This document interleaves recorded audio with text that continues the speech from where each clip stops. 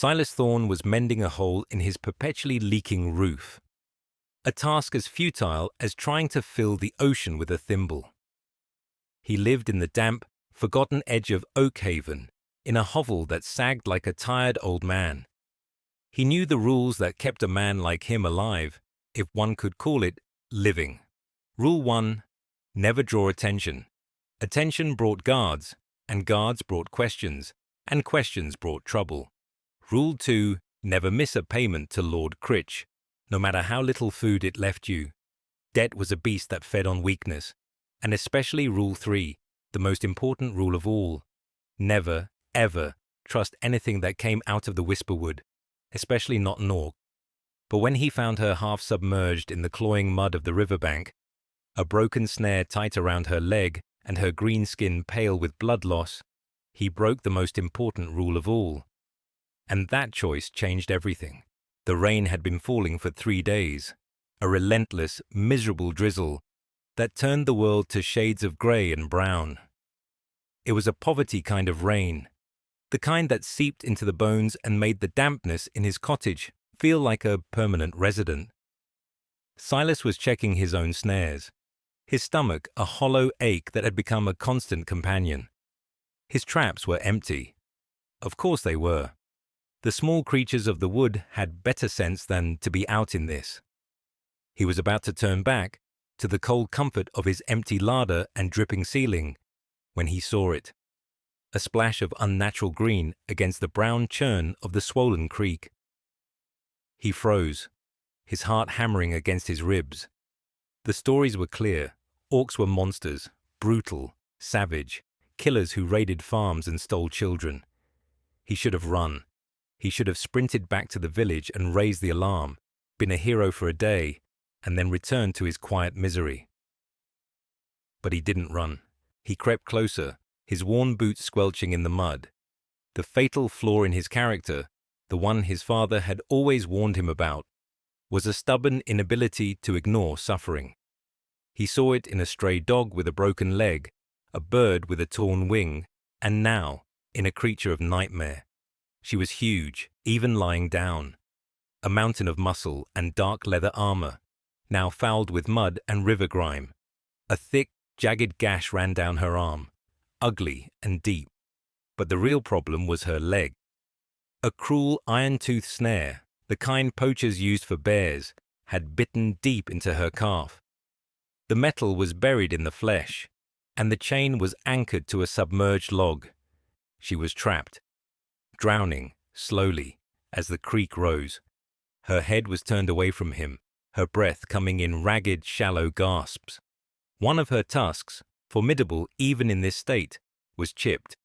He saw the rise and fall of her powerful chest, the exhaustion in every line of her body. She wasn't a monster from a storybook.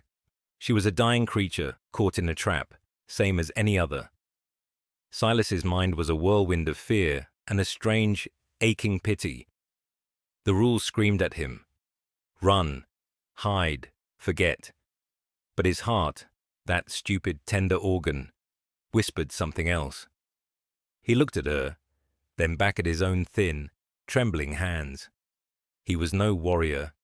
He was a mender of pots, a patcher of roofs, a man whose greatest battle was fought against hunger each morning. What could he possibly do? He took a hesitant step forward. A twig snapped under his boot. Her head whipped around in an instant. Her eyes, the color of dark amber, snapped open and fixed on him. They weren't filled with mindless rage. He saw pain, desperation, and a deep burning core of defiance. She snarled, a low, guttural sound that vibrated in his chest, and tried to push herself up, her hand instinctively going to the hilt of a massive, crude axe strapped to her back. The movement sent a spasm of agony through her, and she collapsed back with a groan, her face contorting. Silence. Only the sound of the rain and her harsh breathing. He held up his empty hands, a gesture he hoped was universal for "I mean no harm." I can help," he said, his voice barely a whisper, almost stolen by the wind. The orc, this desperate warrior named Gaza, though he did not know it yet, simply stared. Her gaze was intense, analytical. She was judging him, weighing his scent on the air, the tremble in his voice, the lack of a weapon in his hand. He was small, pathetic by her standards. No threat. But was he a different kind of danger? A lure? Silas swallowed the lump of fear in his throat. He slowly, deliberately, waded into the cold water. It soaked his trousers instantly, a chilling embrace. He knelt in the mud beside her, his knees sinking into the muck. He didn't look at her face, at those sharp, intelligent eyes. He looked at the trap. "This will hurt," he stated simply, as if talking to a spooked horse. He reached for the mechanism. Her muscles tensed. A low growl rumbled in her chest again, a clear warning. He paused, meeting her gaze. "I can leave you here," he said, his voice flat, "or I can get this off. Your choice." It was a bluff. He knew he couldn't leave her, but she didn't know that. For a long moment she held his gaze. He saw the conflict in her eyes, the warrior's pride warring with the primal instinct to survive. Finally, with an almost imperceptible nod, she rested her head back in the mud. Permission. His fingers, numb with cold, fumbled with the rusty release lever. It was stiff, swollen with damp. He had to put his entire meager weight into it. He grunted with effort, his face inches from her snarling teeth. He could smell the blood, the wet leather, and something else. A faint, musky, earthy scent that was purely her. With a final agonizing creak of metal, the jaws of the trap sprang open. Gaza let out a hoarse cry, a sound of pure pain that was cut off abruptly. She didn't move. She lay utterly still, as if the release had drained the last of her strength. The wound in her leg was horrific, a mangled mess of flesh and blood.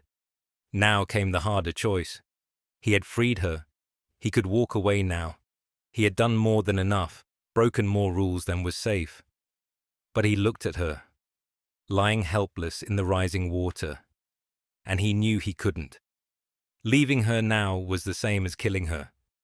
The infection, the blood loss, the cold. She wouldn't last the night. "Can you stand?" he asked.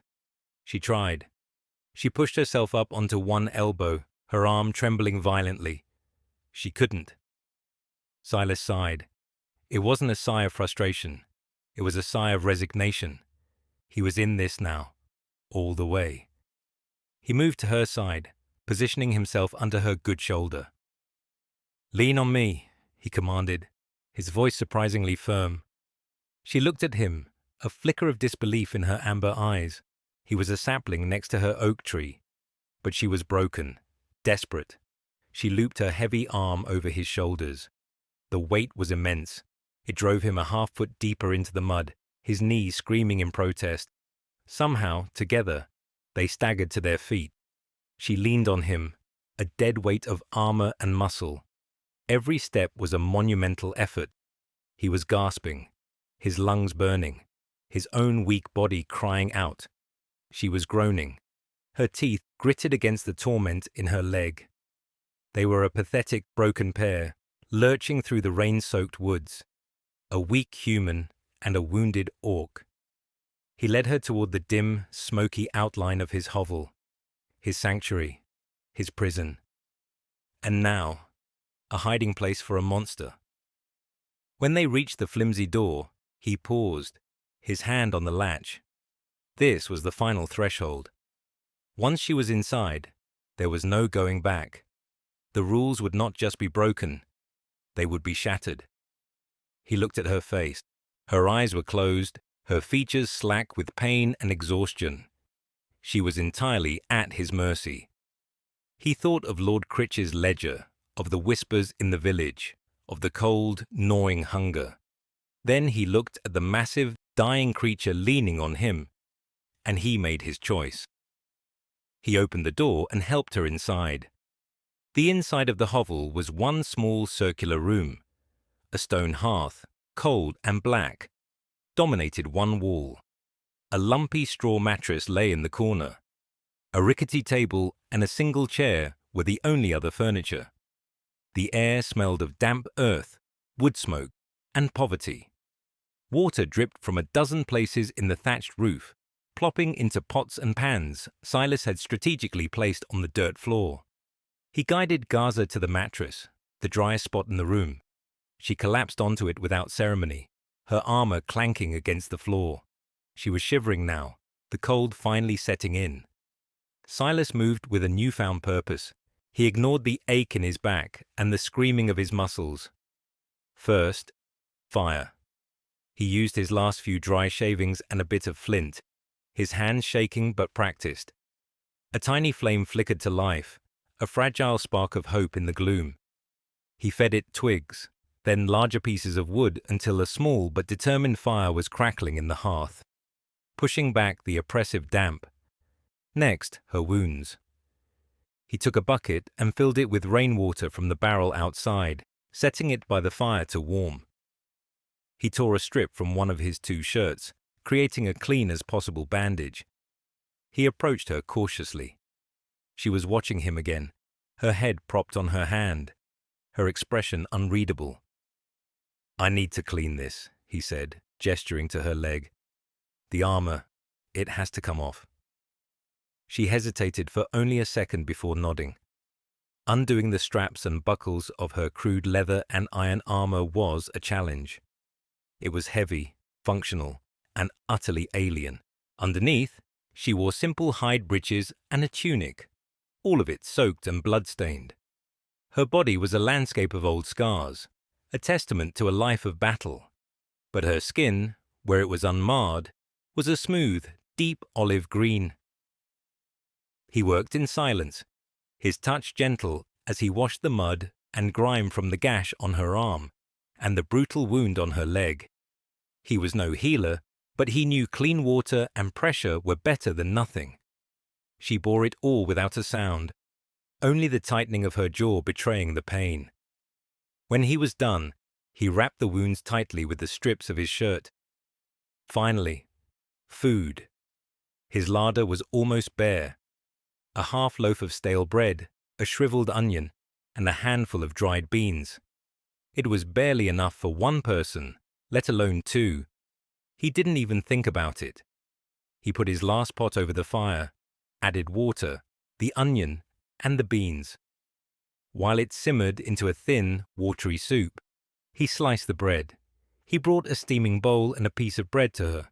He sat on the floor, not too close, and held it out. She stared at the bowl, then at him. Her eyes narrowed. "Why?" she rasped, her voice rough from disuse. Silas looked into the fire. He didn't have a grand answer. "You were dying," he said softly, "and I had an empty snare." She took the bowl. Her large hands, calloused and scarred, dwarfed the small wooden vessel. She ate. She ate with the focused intensity of the truly starving, not stopping until the bowl was empty. She then looked at the piece of bread in her other hand, then at him. He hadn't made a bowl for himself. Without a word, she broke the bread in half and held a piece out to him. It was a small gesture, a piece of stale bread offered by a wounded orc in a leaking hovel. But in that moment, it was everything. It was a truce, an acknowledgement, a shared moment of desperation. He took the bread, and they ate their meager meal in the flickering firelight, the silence between them no longer filled with fear, but with a fragile, unspoken understanding. They were both outcasts. They were both survivors. And for tonight, at least, they were not alone. If you believe that kindness matters more than species, go ahead and hit that like button. It helps us share more stories about unlikely heroes. Now, back to Silas's decision, because things were about to get dangerous. The days that followed fell into a strange, quiet rhythm, a routine born of necessity and mutual caution. Gaza's recovery was slow, hampered by the lack of proper medicine and the gnawing scarcity of food. The wound on her leg was deep and festered for a time, leaving her feverish and weak. During those nights, Silas sat by her side, pressing damp, cool rags to her forehead and murmuring soft, meaningless words of comfort, the same way he would to a sick animal. He fed her watered-down broth and what little he could forage, bitter roots and tough mushrooms he'd previously ignored. He learned things about her in that silence. He learned that she slept with a stillness that was unnerving, a predator's conservation of energy. He learned that even in the grip of fever, her hand never strayed far from the small, wicked-looking dagger she kept tucked in her boot. He learned that her snores were a low, rumbling growl like distant thunder. As the fever broke and her strength began to return, the dynamic in the small hovel shifted. She was no longer just a patient. She was a presence. A huge, green, tusked presence that made his tiny home feel even smaller. He would wake in the pre-dawn gloom to find her watching him, her amber eyes glowing faintly in the dim light from the hearth's embers. It was not a threatening gaze. It was analytical, curious. One morning, he woke to a loud crash. He shot up, his heart pounding, grabbing the nearest thing he could, a wooden spoon. Garza was standing by the wall, a look of profound frustration on her face. Beside her, the rickety shelf that held his 2 chipped bowls and single cup had collapsed. She had tried to fix it, to hammer the nail back in with her fist. The result was splintered wood and broken pottery. "I am not for this," she grumbled, gesturing at the wreckage with a kind of helpless anger. Her strength was a liability in his fragile world. Silas didn't get angry. He couldn't. He saw the intention behind the act. He simply picked up the pieces. "It's all right," he said. It was old. But she was determined to contribute. She was a warrior, a provider. Being helpless was a worse wound than the one in her leg. Once she could limp, she insisted on accompanying him outside. He was terrified. What if someone saw her? The village was a half-mile away, but sounds traveled. Eyes were everywhere. "I must not be a burden," she insisted, her voice a low growl of honor-bound pride.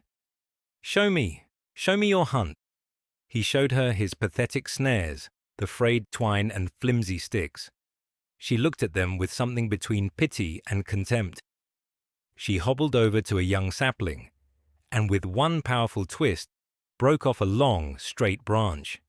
Using her dagger, she sharpened one end to a deadly point and carved a series of intricate notches near the other. She'd created a simple spear in minutes. "This is for hunting," she said, her tone leaving no room for argument. "Not these strings." She taught him things. She showed him which plants were not just edible, but medicinal. A bitter-tasting leaf that, when chewed into a paste, helped draw the lingering infection from her leg. A type of moss that, when dried, made for excellent absorbent bandaging.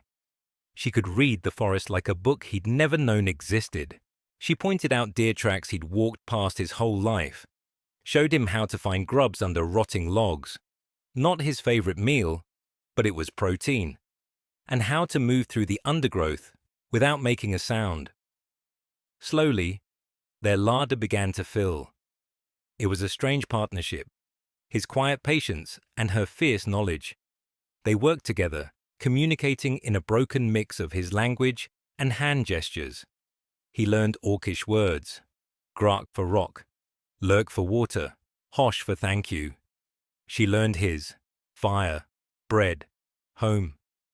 One evening, after a surprisingly successful day where Garza's spear had brought down a young deer, more meat than Silas had seen in a year, they sat by the fire, the smell of roasting venison filling the hovel. It was a scent of wealth, of security. It felt intoxicating. Garza had been working on something. She was using a piece of deer antler and her dagger, carving with intense focus. She held it out to him. It was a spoon, a beautifully carved, sturdy spoon, with a small, intricate design on the handle that looked like a mountain. "For the bowl I broke," she said. Silas took it. It felt solid, real, in his hand. A gift. He looked from the spoon to her face, shadowed in the firelight. The trust between them was no longer a fragile seed. It was a small, determined sprout, pushing its way through the hard soil of their lives. But the world outside the hovel had not forgotten him. The world had ledgers. His debt was a shadow that followed him everywhere, and the man who held that debt was Lord Howell Critch. Critch was not a lord of land or title in the grand sense. He was a lord of misery, a man who had bought up the debts of half the village and now reigned as its petty, bureaucratic tyrant. Silas had run out of venison to trade and had to go into Oakhaven for flour and salt. He pulled his thin cloak tighter, the rusty key in his pocket a cold, familiar weight against his leg. It was the key to his family's old mill, lost to debt 2 generations ago. It was a worthless, sentimental object, a reminder of everything he didn't have. He clutched it when he was nervous. He was clutching it now. The village felt different. The moment he stepped onto the muddy track that served as the main street, he felt it, eyes on his back, whispers that stopped the moment he turned his head. The baker, who usually gave him day-old bread on credit, suddenly shook his head, his face a mask of fear. "Can't, Silas. Not today." He knew why. Someone had seen something, a flash of green in the woods, a footprint too large to be human. Rumors, like weeds, had taken root in the fertile ground of fear. The wall of prejudice that had always existed between the village and the woods was growing higher, and he was on the wrong side of it. And then he saw him, Lord Critch, standing outside the tavern, flanked by 2 burly men who served as his personal guards and thugs. Critch was a small, precise man, always dressed in clothes too fine for the mud of Oakhaven. He had a thin, cruel mouth and eyes that saw everything in terms of profit and loss. He held a large leather-bound ledger in one hand, his Bible, his weapon. "Thorn!" Critch called out, his voice smooth and sharp, like oiled steel. "A moment of your time." Silas's stomach turned to ice. He walked toward him, his head bowed. "My lord." "Your payment is 3 days late," Critch said, opening the ledger. He ran a manicured finger down a long column of names and numbers. "An oversight, I'm sure." "The hunting has been poor," Silas mumbled. It was a lie. The hunting had never been better, but he couldn't explain why. Critch smiled, a thin, unpleasant stretching of his lips. "So I've heard. And yet, there are stories. Stories of strange things in the woods near your hovel. Strange smells, strange sounds." He leaned closer, his voice dropping to a conspiratorial whisper. "Some might say the very things that scare the game away are finding shelter under your roof." Silas said nothing. The silence was a confession. Critch's smile widened. He made a neat little notation in his ledger with a silver pen. "Harboring unsanctioned livestock carries a heavy fine, Thorn. But harboring a monster? That's a different category of debt entirely. We'll call it a risk and sanitation fee. A significant one." He snapped the ledger shut.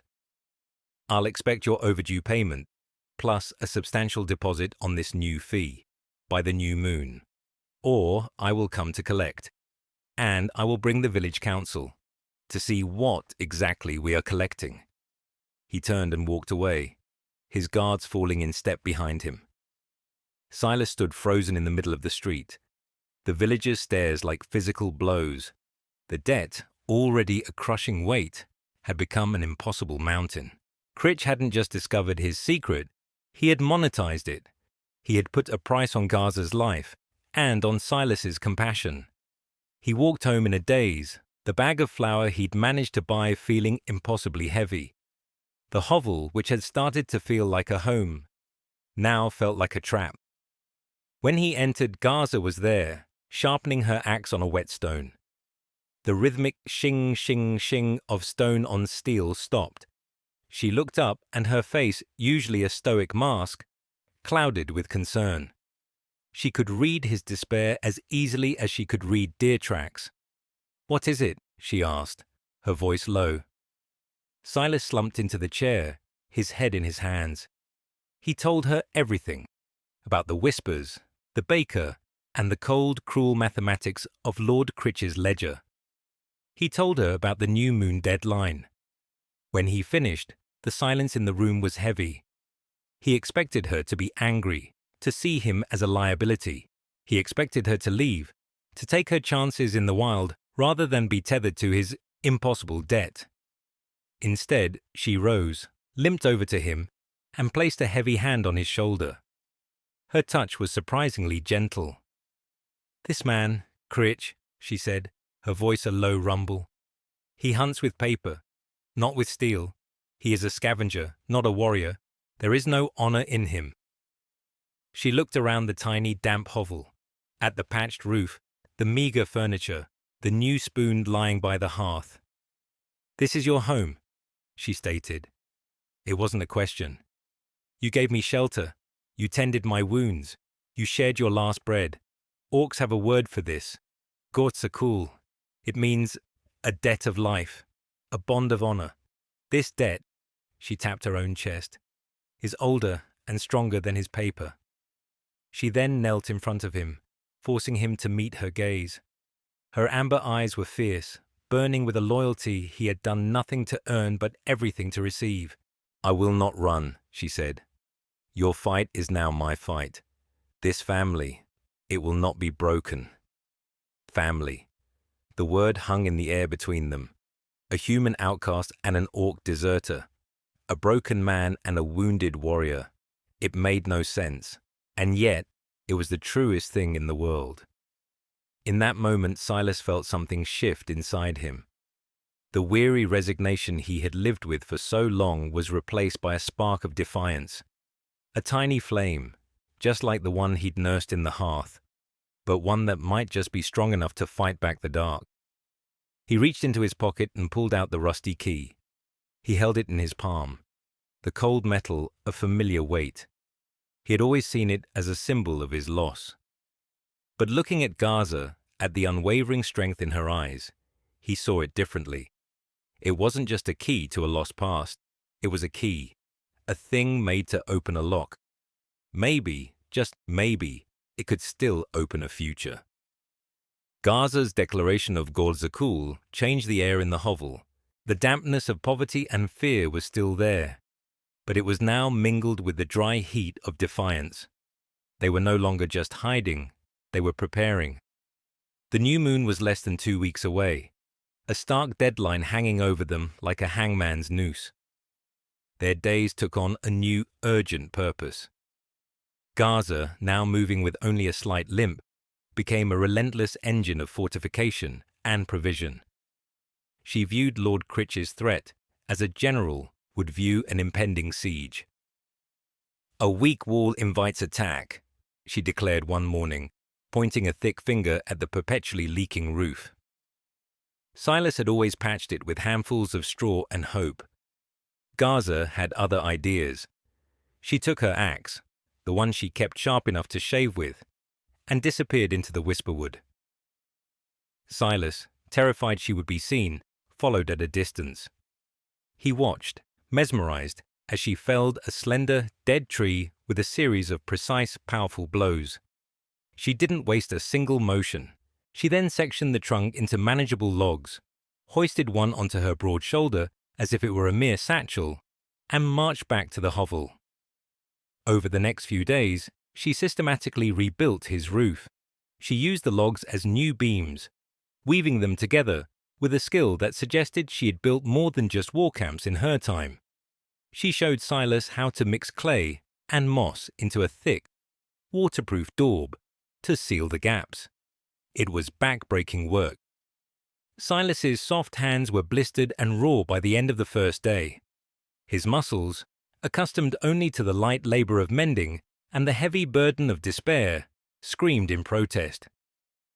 Gaza was not a gentle teacher.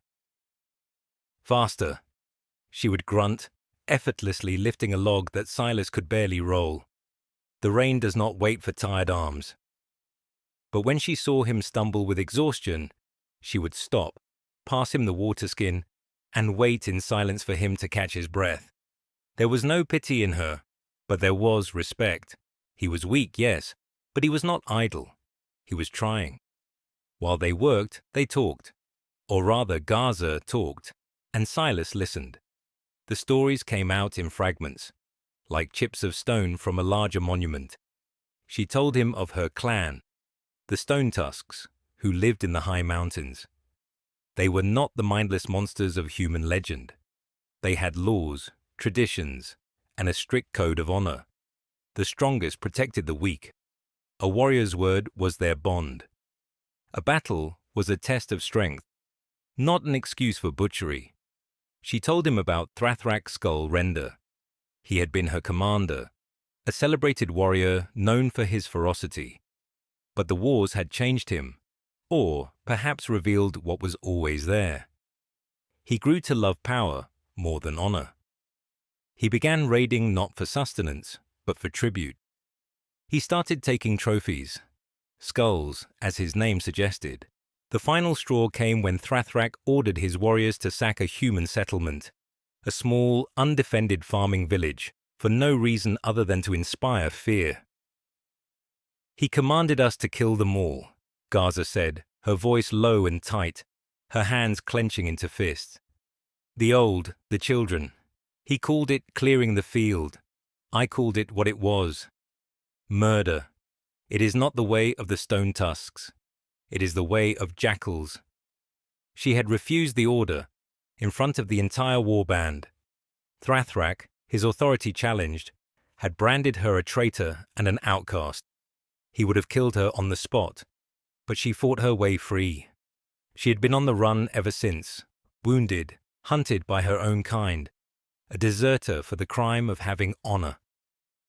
Silas listened, the pieces of her past clicking into place. She was not a monster. She was more honorable than any human he knew, certainly more than Lord Critch. Her exile mirrored his own, in a way. He too was an outcast, branded by the sins of his ancestors, their inability to pay their debts. He was trapped by a ledger, she by a broken code.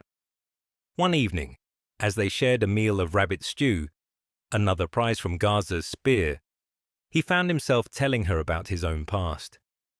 He told her about the Thorne family mill, how it had been the heart of Oakhaven for generations. He told her about the blight that killed the crops one year, the famine that followed, and the crushing debt his great-grandfather had taken on from the Critch family to survive. A debt that had grown and festered over the years, a hereditary disease passed down from father to son. He finally showed her the key. He pulled it from his pocket, its rusty form dark in the firelight. This was the key to the mill house, he said, his voice thick with a generational sadness. My father gave it to me before he died. He said, to keep it, to remember that we were more than just debtors, that we once built things. He laughed, a short, bitter sound. It's useless. It opens nothing. It's just a piece of rust I carry around to remind me I'm poor. Gaza took the key from him. Her large fingers were surprisingly delicate as she turned it over, examining it. She didn't see a symbol of failure. She saw something else. This is not rust, she said, her thumb rubbing at the dark patina. She held it closer to the fire. This is iron, old iron, strong iron. It has held its shape. It remembers being a key. It is not useless. It waits. Her perspective was so different, so alien, and yet it struck a chord deep inside him. He had always seen the key as an anchor to a dead past.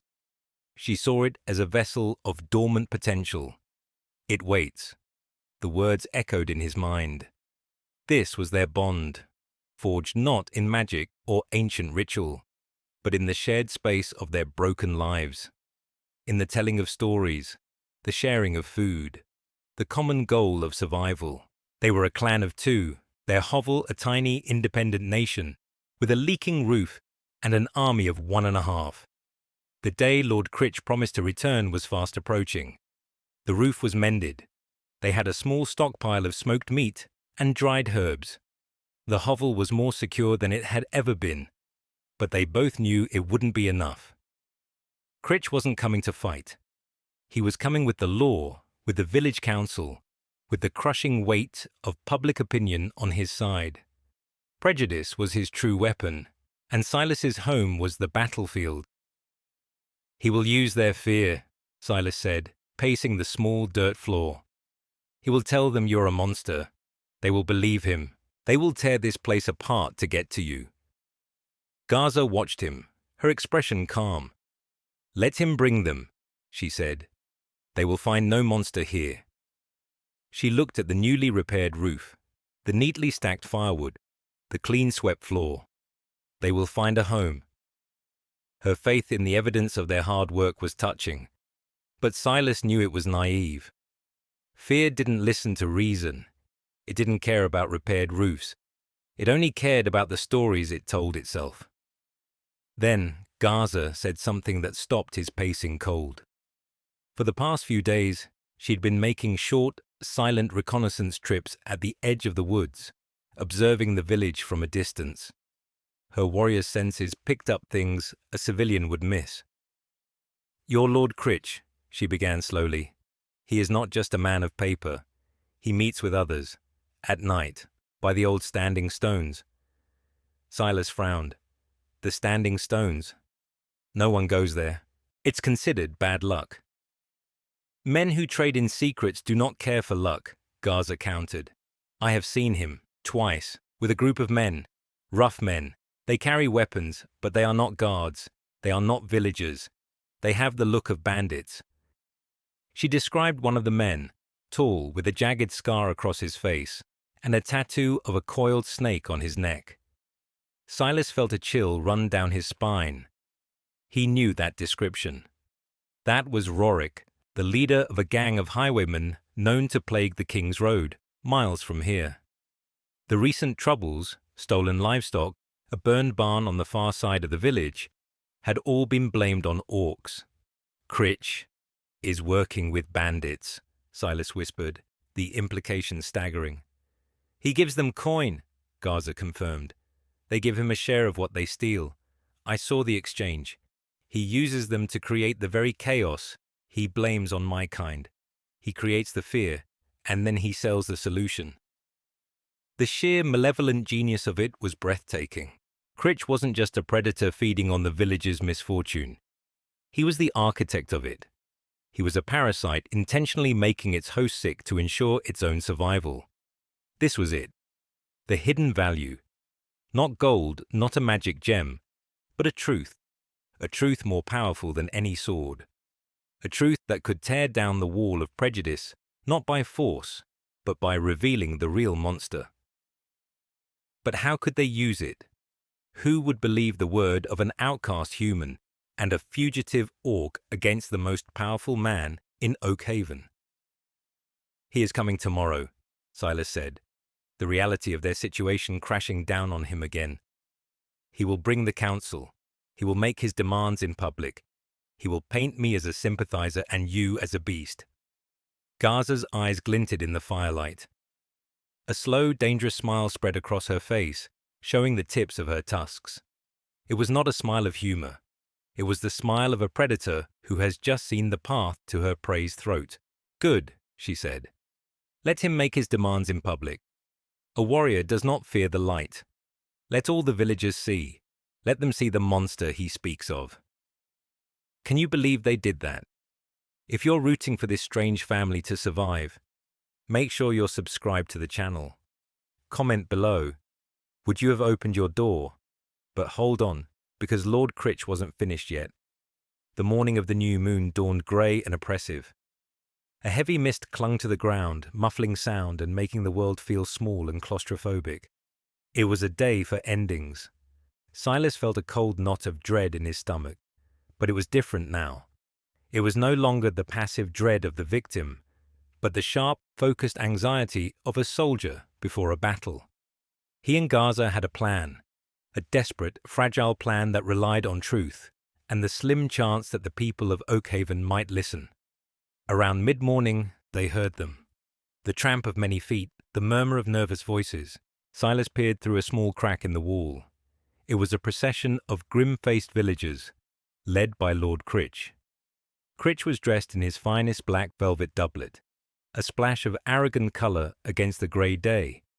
He walked with a confident stride, his 2 thugs at his side. Behind him trailed the village council, the baker, the blacksmith, the reeve, their faces a mixture of fear and grim duty. And behind them, half the village, armed with pitchforks, axes, and a palpable sense of righteous terror. "Stay here," Silas said to Gaza, his voice tight. "Wait for my signal." Gaza simply nodded, her hand resting on the hilt of her axe. She moved into the deepest shadows of the hovel, becoming a part of the gloom. Silas took a deep breath, clutching the rusty key in his pocket so hard his knuckles were white. He opened the door and stepped outside, blinking in the flat, grey light.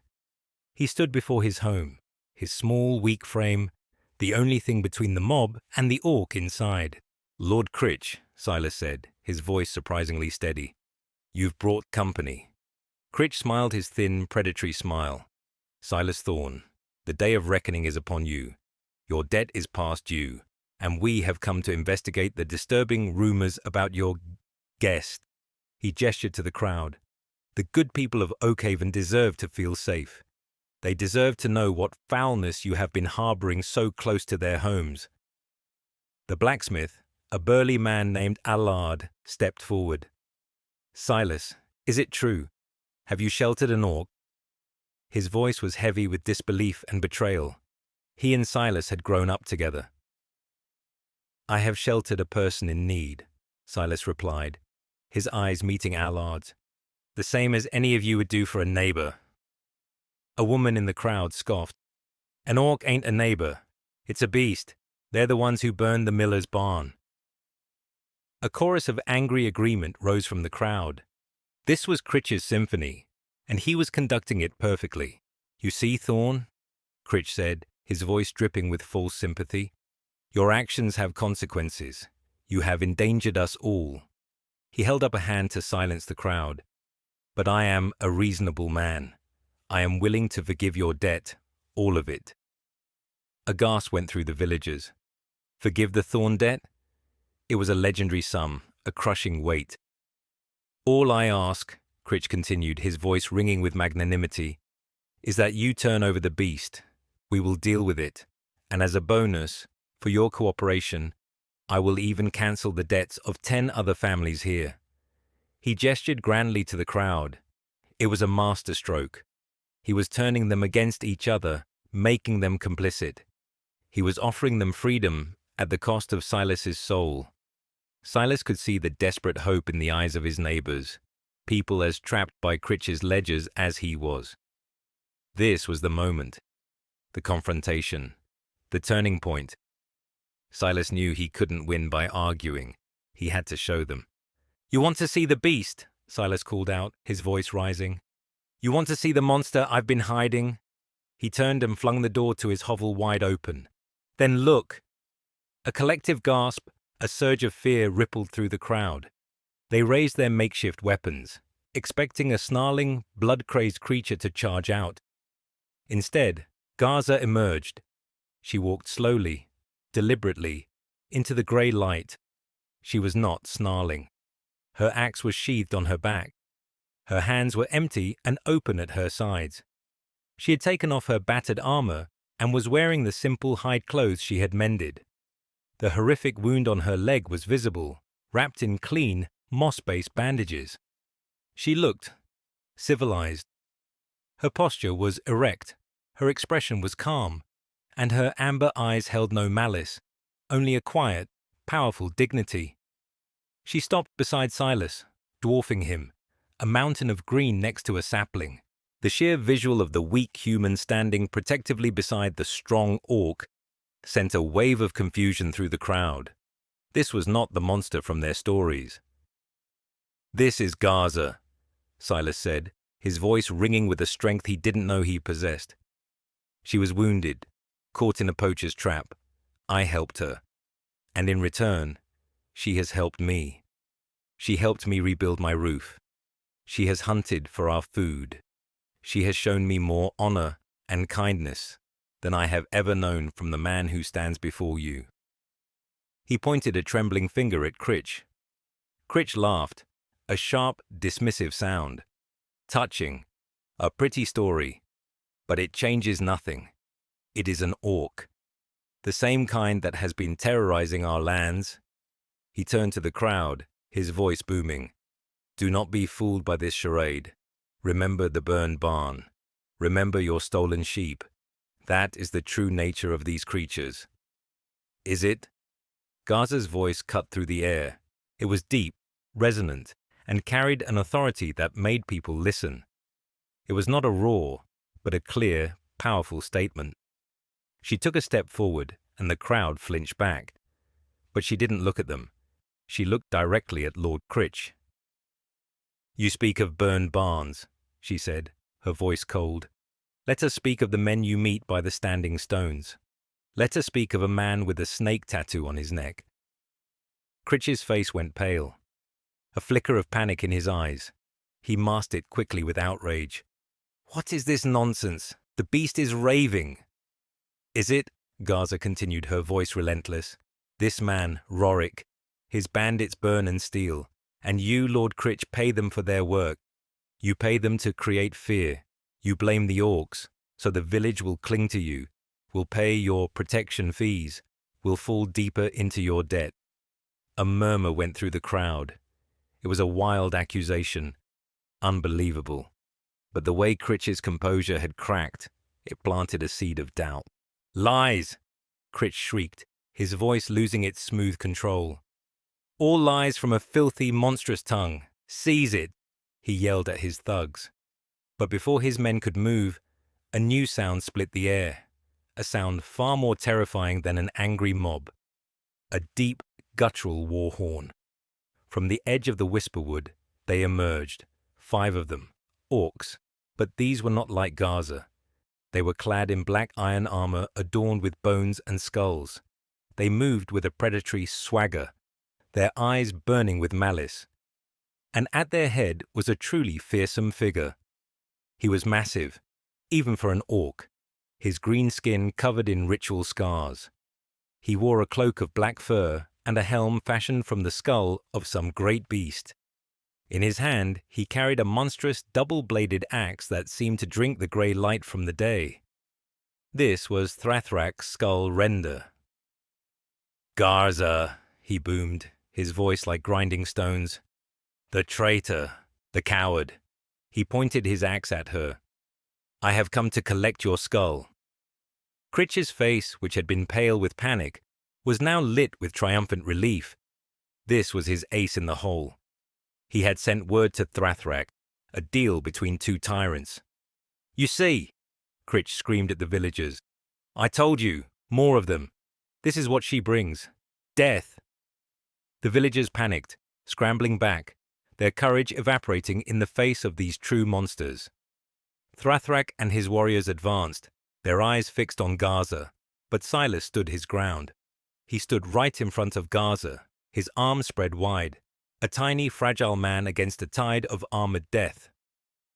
"No," Silas said, his voice shaking but clear. "You will not have her." Thrathrak laughed, a horrible, grating sound. "You, a little pink grub, you will die with her." He raised his axe. "Thrathrak!" Garza's voice rang out, a commander's call. It stopped him mid-swing. She stepped out from behind Silas, placing a hand on his shoulder to move him aside. She drew her own axe. "This is my fight. It is a matter of honor." She looked at the warriors behind him, men she had once fought alongside. "Do you not see?" she called to them. "He makes deals with this paper man." She spat the word at Critch. "He allies with the dishonorable to hunt one of his own. Is this the way of the Stone Tusks? To be assassins for hire? To slaughter the weak for the profit of cowards?" One of Thrathrak's warriors, a younger orc, shifted his feet. A flicker of doubt crossed his face. Thrathrak snarled. "She speaks poison because her heart is rotten. I am your warlord. My word is law." He charged, his massive axe whistling through the air.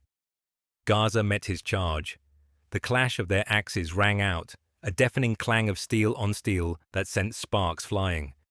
The fight was brutal, a whirlwind of motion. Thrathrak was bigger, stronger, but Gaza was faster, more precise. She fought with a desperate grace, her movements economical and deadly. It was a dance of death in the mud and mist. While they fought, Silas turned to the terrified villagers. "Don't you see?" he yelled. "Critch brought him here. This is his monster. He would see us all dead just to protect his lies." The blacksmith, Allard, looked from the epic battle to Critch's sweating, triumphant face. He looked at Rorik's bandits, who had now crept out from the woods, drawn by the commotion, ready to loot in the chaos. He saw the snake tattoo on Rorik's neck. It was all true. With a roar of fury, Allard raised his blacksmith hammer. "Critch," he bellowed, "you lying snake!" He charged, not at the orcs, but at Lord Critch. The other villagers, their fear momentarily forgotten and replaced by a burning rage of betrayal, surged forward with him. The climax was chaos. Villagers against bandits. Gaza against Thrathrak. Critch's thugs were overwhelmed in seconds. Critch himself shrieked and tried to run, only to be caught by the baker, who tackled him into the mud, his precious ledger flying from his hands. Gaza, seeing her chance as Thrathrak was distracted by the sudden turn of events, disarmed him with a brilliant, lightning-fast maneuver, sending his skull axe flying. She put the blade of her own axe to his throat. "Yield," she commanded, her chest heaving. Thrathrak, defeated and humiliated, spat at her feet. But his warriors, seeing their leader bested and his dishonorable alliance exposed, lowered their weapons. The fight was over. Gaza did not kill him. "Go," she said, her voice filled with contempt. "Go back to the mountains and tell them you were defeated by a traitor and a village of farmers. Tell them your honor is as worthless as this man's paper." Thrathrak, his face a mask of pure hatred, turned and stalked back into the woods, his remaining warriors following him like chastened dogs. He was exiled, his power broken. The silence that fell was profound. The villagers stood panting, their anger spent, looking at the scene. Rorik's bandits were captured, or had fled. Lord Critch was being held fast, covered in mud and whimpering. And in the center of it all stood Gaza, the victorious orc, and Silas, the human who had stood by her. Allard the blacksmith walked over, his hammer held loosely at his side. He looked at Gaza, at her wounds, at her noble bearing. He then looked at Silas. "We were wrong, Silas," he said, his voice filled with shame.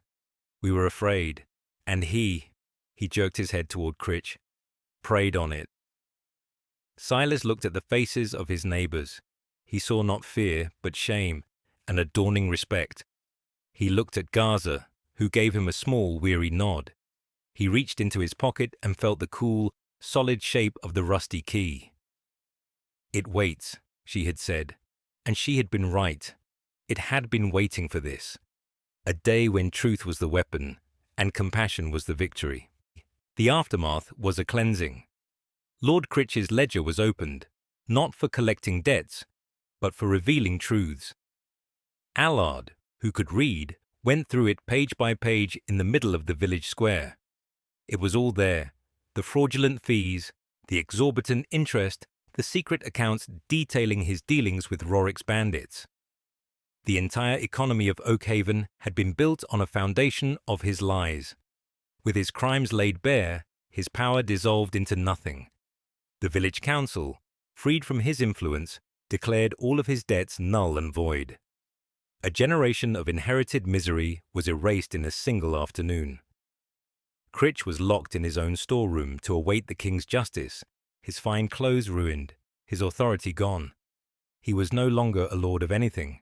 He was just a small, greedy man who had been defeated by an orc's honor and a poor man's kindness. The change in Oakhaven was not immediate, but it was profound.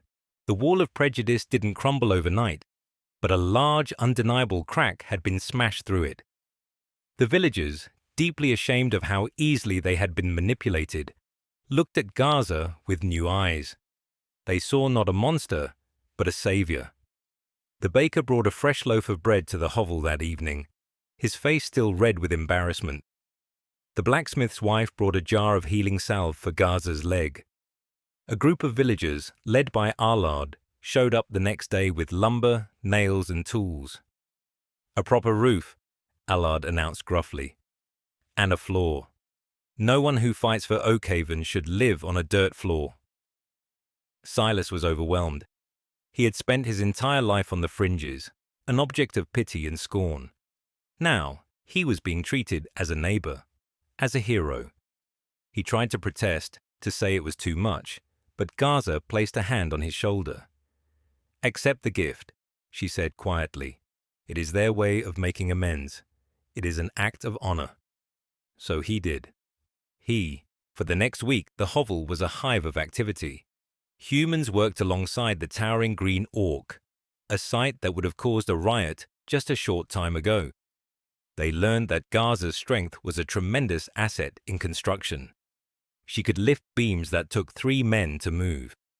In turn, she learned from the blacksmith how to properly temper steel, her warrior's mind fascinated by the craft. The hovel was transformed.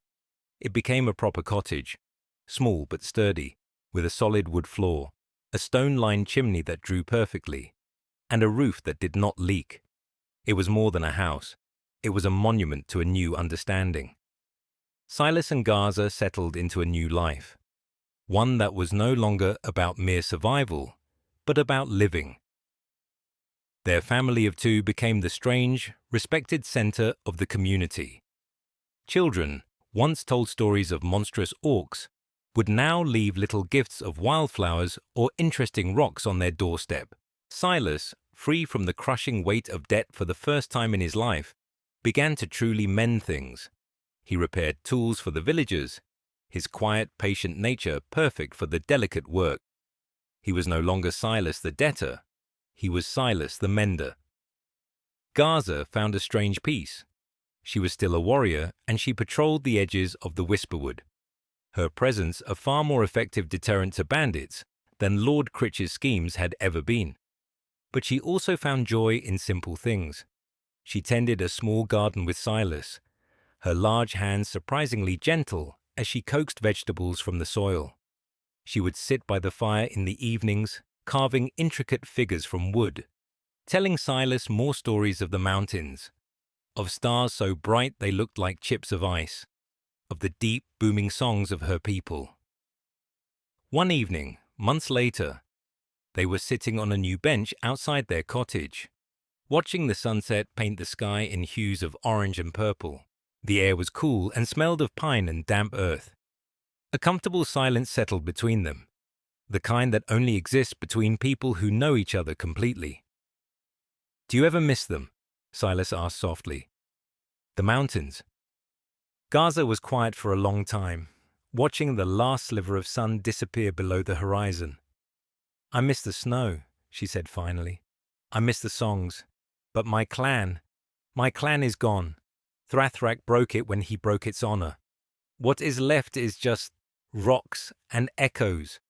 She turned to him, her amber eyes soft in the twilight. "My home is here now. A home is not a place.